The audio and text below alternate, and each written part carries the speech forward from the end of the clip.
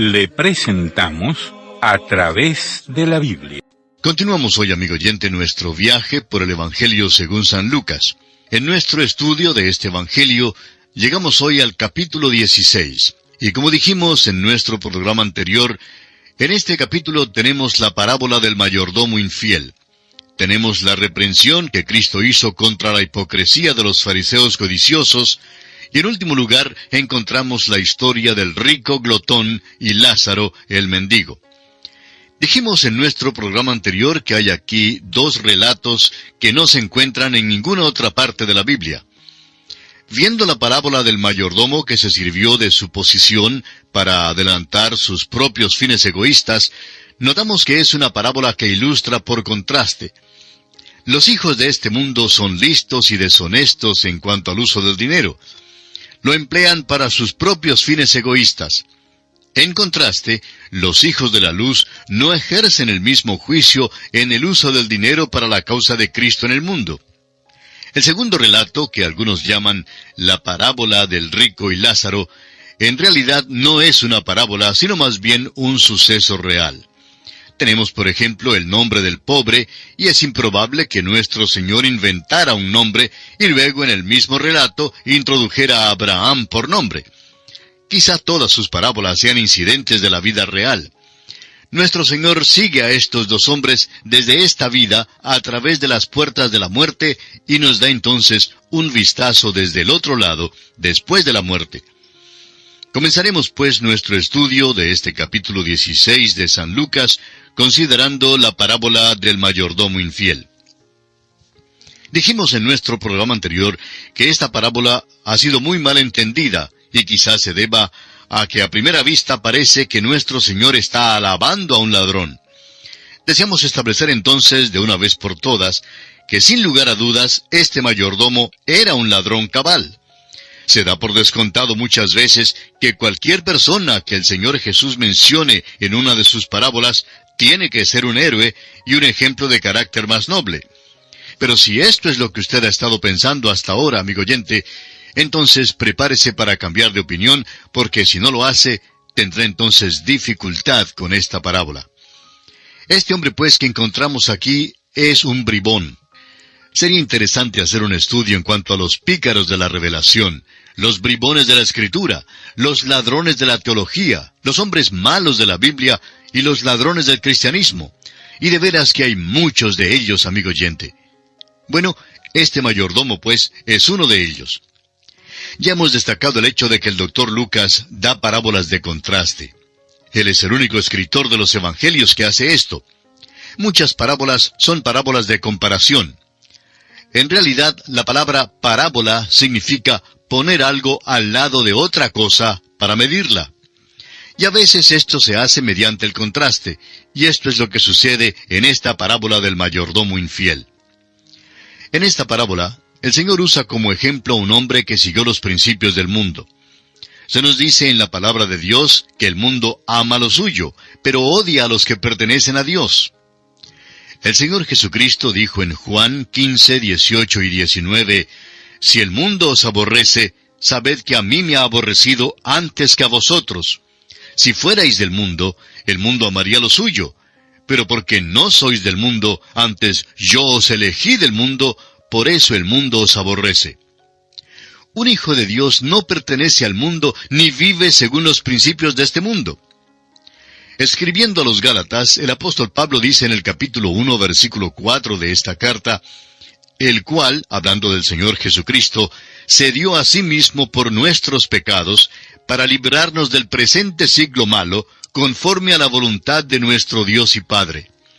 Una vez más, en su carta a los Romanos, capítulo 12, versículo 2, Pablo dice, «No os conforméis a este siglo, sino transformaos por medio de la renovación de vuestro entendimiento, para que comprobéis cuál sea la buena voluntad de Dios, agradable y perfecta».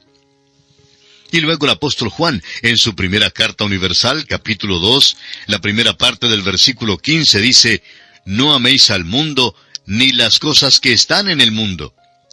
Pero hay ahora en el mundo lo que llamamos la ley de la vida, y este mayordomo era un hombre que operaba según esa ley. El primer mandamiento del mundo es: consérvate a ti mismo. Si una transacción de negocio es de dudosa moralidad, por lo general es tolerada. Las prácticas sospechosas son bastante aprobadas por el mundo hoy en día. Un ladrón que es listo es alabado por el mundo. Muchas veces la ley es interpretada a favor del ladrón y del criminal. Según las leyes del mundo, todo hombre es considerado inocente hasta cuando sea hallado culpable. Sin embargo, la palabra de Dios sostiene lo opuesto. Dios dice que un hombre es culpable hasta cuando sea hallado inocente. Dios dice en Romanos 3:23, por cuanto todos pecaron y están destituidos de la gloria de Dios. Un hombre nunca puede ser inocente ante Dios, pero es cierto, por otra parte, que le es posible llegar a ser justificado ante Él. El apóstol Pablo, en su carta a los Romanos capítulo 8, versículo 1, escribe: ahora pues, ninguna condenación hay para los que están en Cristo Jesús, los que no andan conforme a la carne, sino conforme al Espíritu. Cuando un hombre confía de veras en Jesucristo como su Salvador personal, entonces es justificado por la fe. Esa es la única manera en que un hombre puede ser justificado. Vamos ahora a leer el versículo 1 de este capítulo 16 del Evangelio según San Lucas. Dijo también a sus discípulos: había un hombre rico que tenía un mayordomo, y éste fue acusado ante él como disipador de sus bienes. Ahora, esta es una historia de un rico y su mayordomo infiel. No se nos dice cómo es que este hombre llegó a hacerse rico. Lo que sabemos es que era rico. Un mayordomo es un hombre que está encargado de los bienes de otro, es decir, lo que conocemos como un administrador.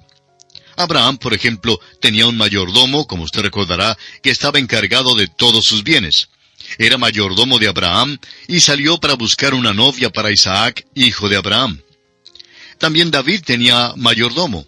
Se le menciona en el primer libro de Crónicas, capítulo 28, versículo 1, donde leemos: reunió David en Jerusalén a todos los principales de Israel, los jefes de las tribus, los jefes de las divisiones que servían al rey, los jefes de millares y de centenas, los administradores de toda la hacienda y posesión del rey y de sus hijos, y los oficiales y los más poderosos y valientes de sus hombres. El mayordomo de David y sus ayudantes se hacían cargo de todos los bienes del rey, incluyendo a sus hijos. El apóstol Pablo nos dice en su primera carta a los Corintios, capítulo 4, versículo 2, ahora bien, se requiere de los administradores, o sea, los mayordomos, que cada uno sea hallado fiel. El mayordomo en esta parábola correspondería al que usted llamaría presidente o gerente de una empresa. Estaba encargado de los bienes del hombre rico. Fue encontrado culpable de fechoría en su oficio y de malversación. Era como un caso en el cual el presidente de un banco se fuga con los fondos del banco. El mayordomo infiel, pues, botó los bienes de su amo. Leamos el versículo 2 de este capítulo 16 de San Lucas. Entonces le llamó y le dijo: ¿qué es esto que oigo acerca de ti? Da cuenta de tu mayordomía, porque ya no podrás más ser mayordomo. El mayordomo tenía que dar un informe anual y mantener las cuentas al día. El día de juicio había llegado para este hombre. Tenía que rendir cuentas. Ahora este mayordomo tenía puesto el anillo con el sello de su amo. Una de sus responsabilidades en su oficio era la de pagador. Y así pues, en lugar de hacer una declaración financiera, decidió hacer uso de la ley del mundo: consérvate a ti mismo. Y veamos lo que hace aquí en el versículo 3 de este capítulo 16 del Evangelio según San Lucas. Entonces el mayordomo dijo para sí: ¿qué haré? Porque mi amo me quita la mayordomía. Cavar no puedo. Mendigar me da vergüenza. Este hombre tenía las manos suaves y no estaba acostumbrado a trabajar afuera. Pensaba que no podía servir como obrero común y tenía demasiada vergüenza como para mendigar. Le hace sonreír a uno leer este versículo porque puede que el hombre tuviera demasiada vergüenza como para mendigar, pero note usted que no tenía vergüenza para robar. Y hay muchos hombres así como este hoy en día. Este hombre no se arrepintió de su pecado, no sintió pena ni compunción alguna por sus acciones. Este hombre era deshonesto consumado. El mundo lo consideraba como muy listo, pero no le era posible trabajar honestamente porque no tenía ninguna preparación para hacerlo. Su edad le afectaría en forma contraria si trataba de buscar trabajo, y era demasiado orgulloso como para mendigar. Tenía una chispa de orgullo, pero no tenía ni un poquito de vergüenza para robar. No le daba vergüenza ser deshonesto. Veamos entonces lo que hace aquí en los versículos 4 al 6, que dicen: «Ya sé lo que haré para que cuando se me quite de la mayordomía me reciban en sus casas». Y llamando a cada uno de los deudores de su amo, dijo al primero: «¿Cuánto debes a mi amo?» Él dijo: 100 barriles de aceite. Y le dijo: «Toma tu cuenta, siéntate pronto y escribe 50». El mayordomo preguntó: «¿Cuánto debes a mi amo?» Y este hombre deudor dijo que debía 100 barriles de aceite a su amo. «Bueno», dijo el mayordomo, «el aceite ahora tiene el valor de $1 el barril. Te diré lo que haré. Vamos a dejar que lo tengas en 50 centavos el barril». Y así el hombre tuvo que pagar solamente la mitad de lo que debía. Sigamos ahora con el versículo 7 de Lucas capítulo 16. Después dijo a otro: «¿Y tú cuánto debes?» Y él dijo: 100 medidas de trigo. Él le dijo: «Toma tu cuenta y escribe 80». No sabemos por qué no le dio a esta persona el mismo descuento que le dio al otro, pero este hombre tuvo que pagar 80 centavos de dólar. El mayordomo infiel principió como ladrón y terminó como ladrón. Es tan grande ladrón al final como lo fue al principio de su carrera, y nadie le acusa de nada. Ahora el versículo 8 dice: «Y alabó el amo al mayordomo malo por haber hecho sagazmente, porque los hijos de este siglo son más sagaces en el trato con sus semejantes que los hijos de luz». Esta es una declaración chocante, pero muchas veces es mal entendida.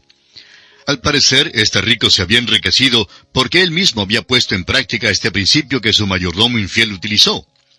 El mayordomo infiel era sabio según los principios de este mundo. Este es el mundo que odia a Cristo porque vive según sus propias reglas y no está interesado en seguir las reglas de Cristo. El amo mundano alabó al mayordomo mundano por su sabiduría mundanal, usada en sus negociaciones mundanales. Dios, amigo oyente, no mide a los hombres por su capacidad de adquirir dinero ni cuánto han acaparado. A Dios no le causa ninguna impresión que alguien diga: «Mire, allí va un millonario». Dios aprecia al hombre según su fe y su confianza en Jesucristo. El amo alabó al mayordomo infiel porque empleó un método sagaz según las normas del mundo. Ahora el Señor Jesús dijo: «Porque los hijos de este siglo son más sagaces en el trato con sus semejantes que los hijos de luz». El Señor Jesús solo quiso decir que según los principios del mundo eran más sagaces en su generación que los hijos de luz. Ahora el versículo 9 de Lucas 16 dice: «Y yo os digo, ganad amigos por medio de las riquezas injustas, para que cuando éstas falten, os reciban en las moradas eternas». Esta es la declaración más chocante y alarmante de todas. Esta tiene que ver con la relación del creyente con el dinero. El dinero no es malo en sí mismo, amigo oyente. Es el amor al dinero la raíz de todos los males. Nosotros como creyentes debemos, según este versículo, hacernos amigos por medio de las riquezas para que podamos ayudar a otros. Luego, cuando lleguemos al fin de la vida, seremos bienvenidos en el cielo porque hemos empleado nuestros bienes terrenales para ayudar a otros. Somos responsables, amigo oyente, de lo que hacemos con nuestro dinero para el Señor. Continuemos ahora con los versículos 10 al 12 de este capítulo 16 de Lucas. «El que es fiel en lo muy poco, también en lo más es fiel. Y el que en lo muy poco es injusto, también en lo más es injusto. Pues si en las riquezas injustas no fuisteis fieles, ¿quién os confiará lo verdadero? Y si en lo ajeno no fuisteis fieles, ¿quién os dará lo que es vuestro? Nosotros somos solo mayordomos de lo que es material, pues todo pertenece a Dios. De modo que, en realidad, no poseemos nada como creyentes, y somos responsables de la manera en que usamos los bienes de Dios. Él dice que los hombres de este mundo son más sagaces que los hijos de luz en cuanto a la mayordomía. Si usted va a las puertas de la bolsa de valores, la bolsa de cambio, puede observar que hay muchos inversionistas que llegan por la mañana, se sientan, reflexionan sobre todos los factores de sus posibles inversiones, y su principio es no invertir en ninguna acción, a menos que, según ellos, suba de valor. Un hombre cristiano dijo una vez que había ganado todo su dinero en la bolsa de valores. Por eso dijo que no aceptaría ningún oficio en la iglesia. Ahora no sabemos cómo es que reconciliaba el hecho de que era miembro de una iglesia, pero el hecho es que era listo en ganar dinero. Muchos cristianos hoy en día, amigo oyente, son sagaces en el uso de las riquezas.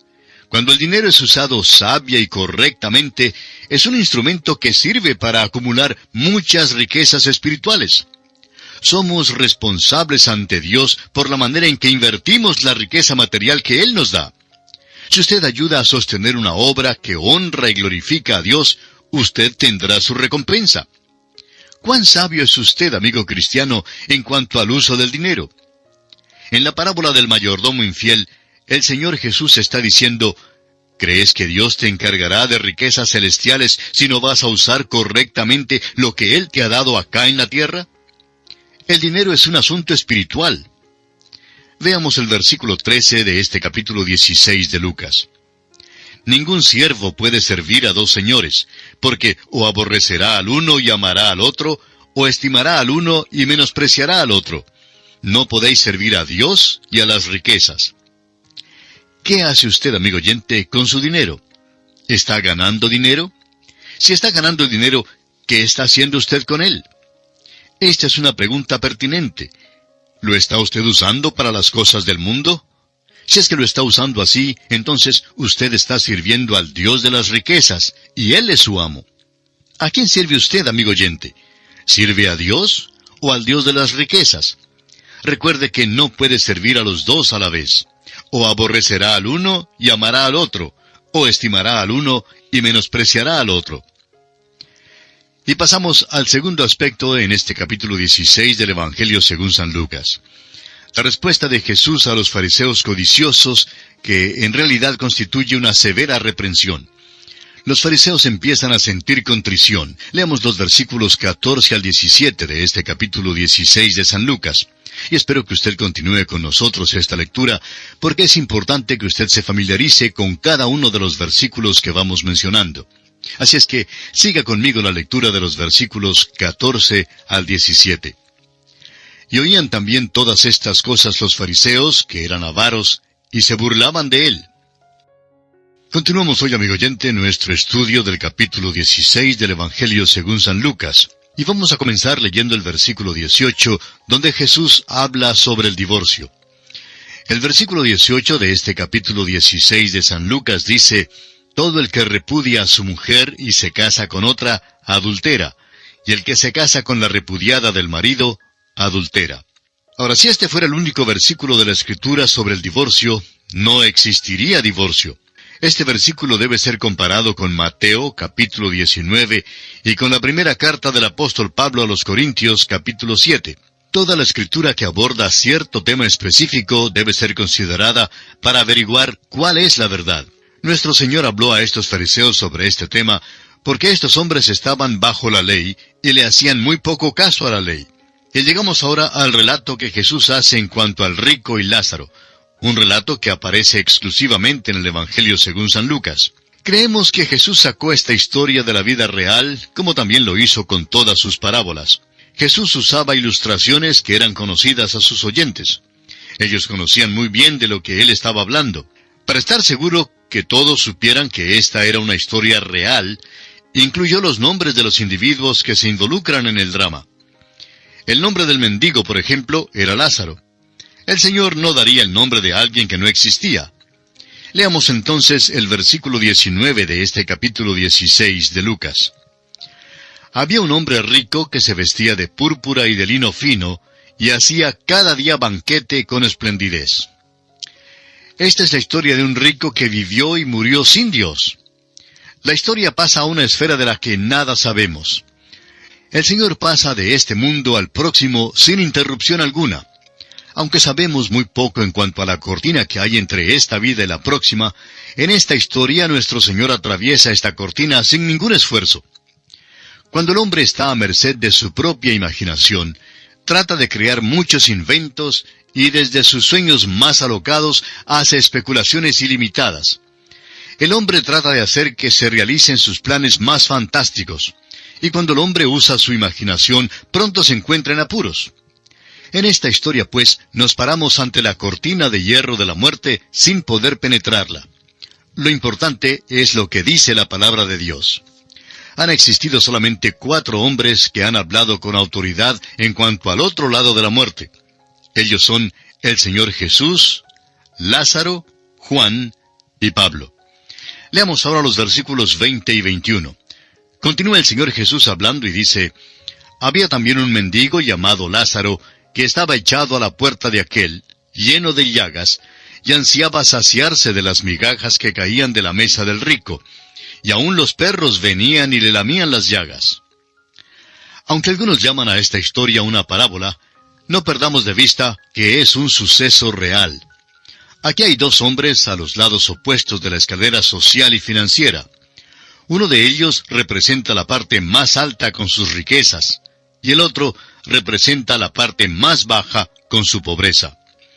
En realidad, no había 2 hombres que pudieran estar más distanciados entre sí en cuanto a su rango social que estos 2.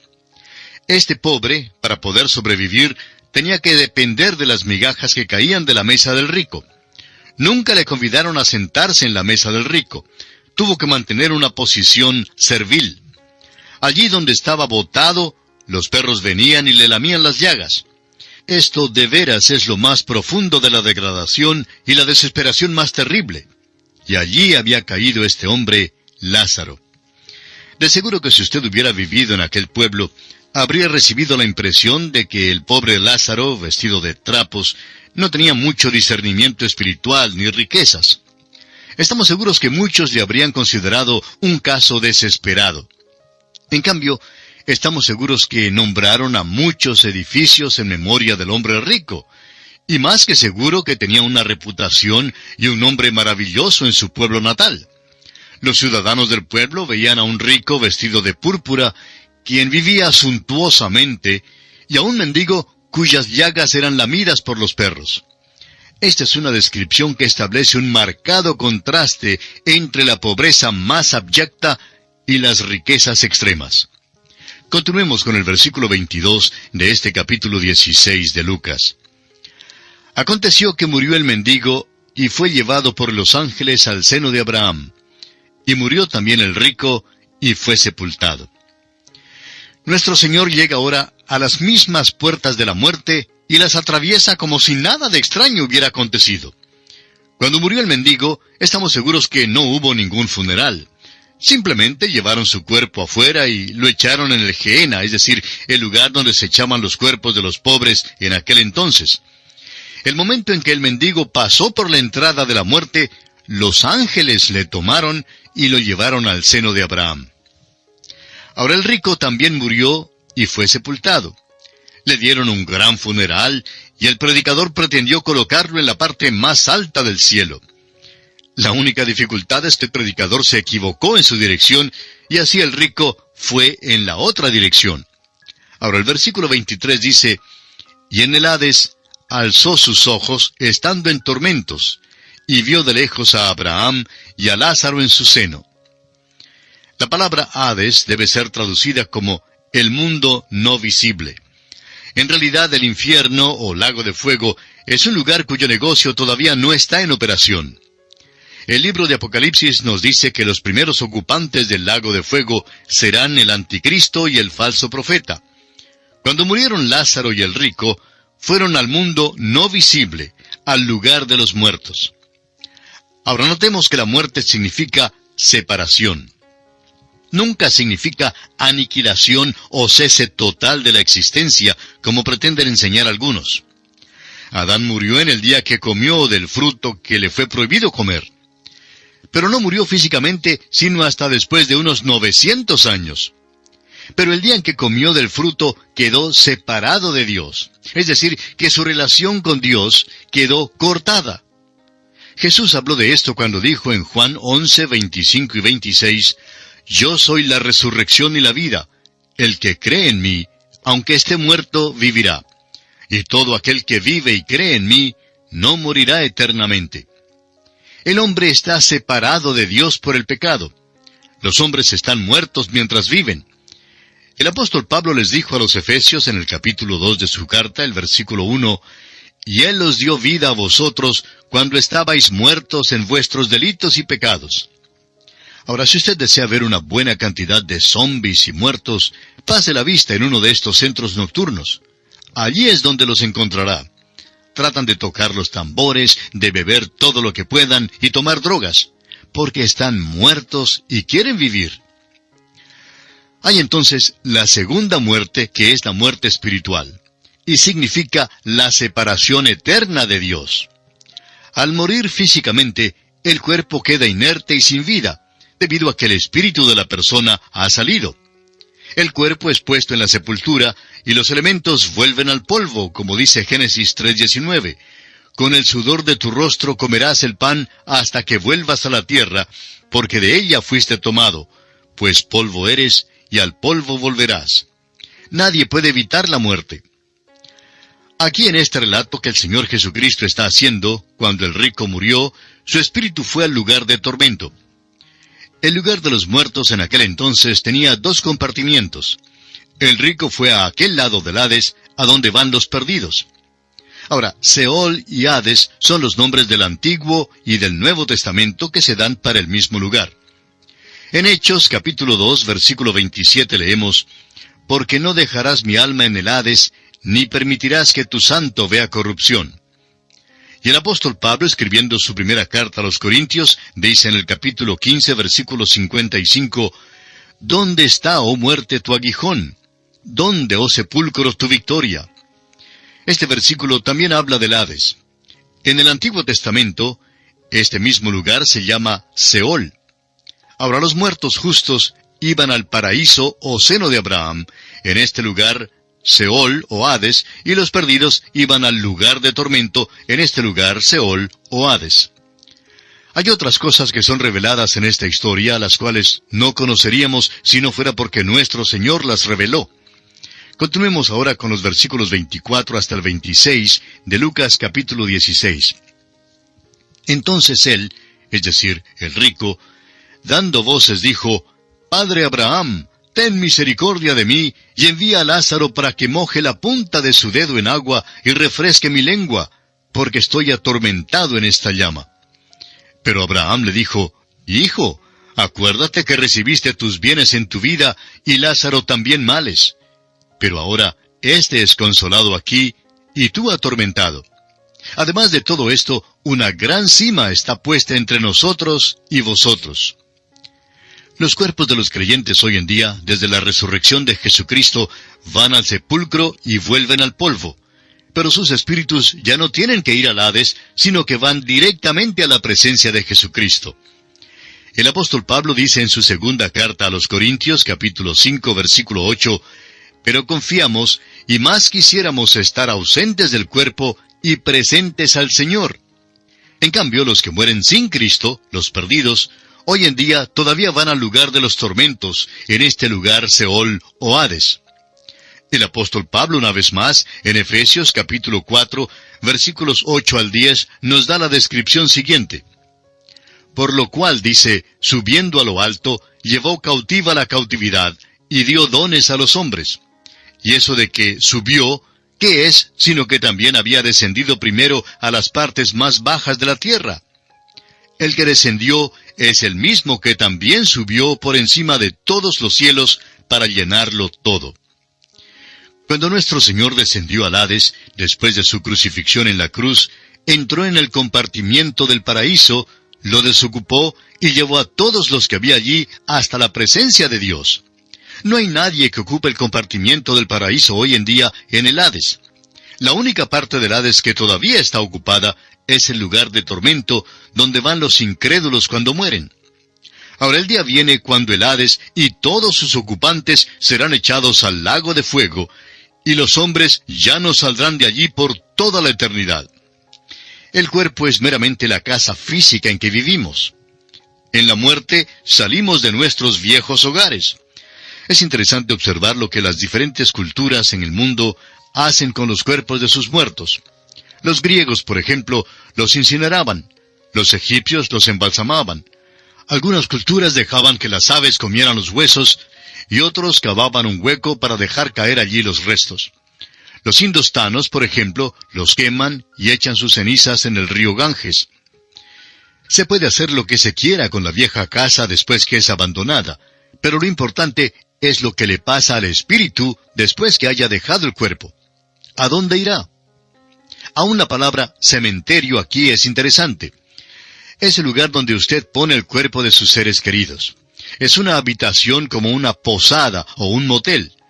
Allí el cuerpo volverá al polvo de donde fue hecho, pero ¿qué pasa con el espíritu que vivió en ese cuerpo? El cielo no es solamente un estado, sino que también es un lugar, amigo oyente. En el momento en que uno muere, o va para estar con Dios, o va al lugar de tormento, donde por fin será juzgado y luego echado al lago de fuego. Lo más importante aquí es que Dios no creó el infierno o el lago de fuego para ningún hombre. La Biblia dice claramente, en Mateo 25:41, que el fuego eterno fue preparado para el diablo y sus ángeles. Usted, amigo oyente, usted mismo elige su destino final.